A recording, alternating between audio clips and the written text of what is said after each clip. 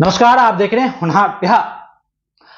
आज की कहानी उस अंग्रेज की कहानी है जो एक क्लर्क बनकर भारत आया और यहां से गवर्नर बनकर गया। वो मात्र 18 साल की उम्र में क्लर्क के रूप में ब्रिटेन से एक नौजवान भारत आता है और मद्रास बंदरगाह पर ईस्ट इंडिया कंपनी में साथ नौकरी की शुरुआत करता है।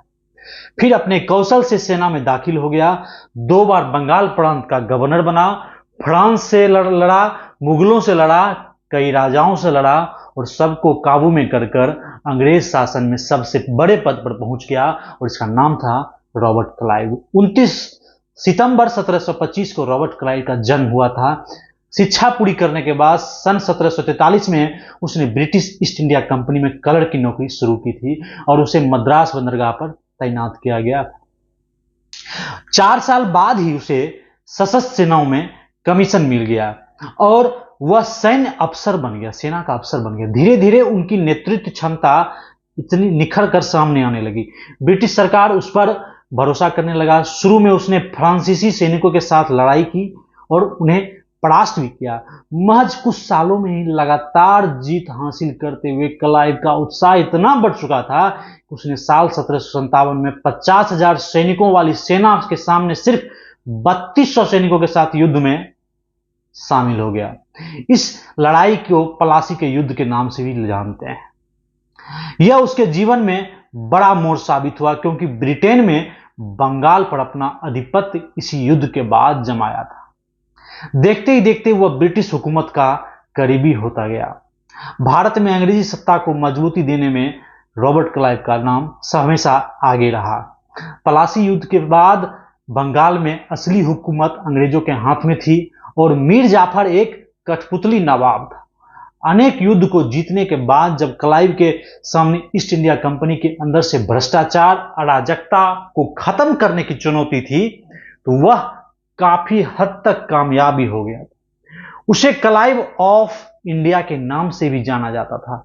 वॉरेन हेस्टिंग्स के साथ मिलकर उसने राजनीतिक वर्चस्व भी हासिल करने में बड़ी भूमिका अदा की थी।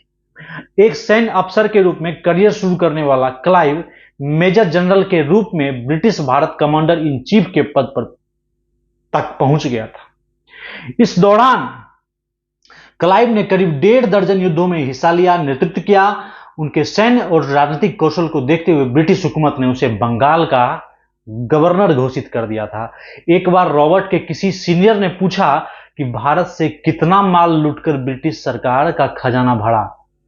उसका जवाब था, इतना तो बिल्कुल नहीं याद है कि लूट कितनी बार की है, कहां से और कुल कितनी की, लेकिन एक आकलन कर सकता हूं कि जहाज एक बार में 70,000 किलो माल आता है और मैंने 900 जहाज भरकर सोना, चांदी और अन्य महंगी वस्तुओं को लूटकर ब्रिटेन को दिया है।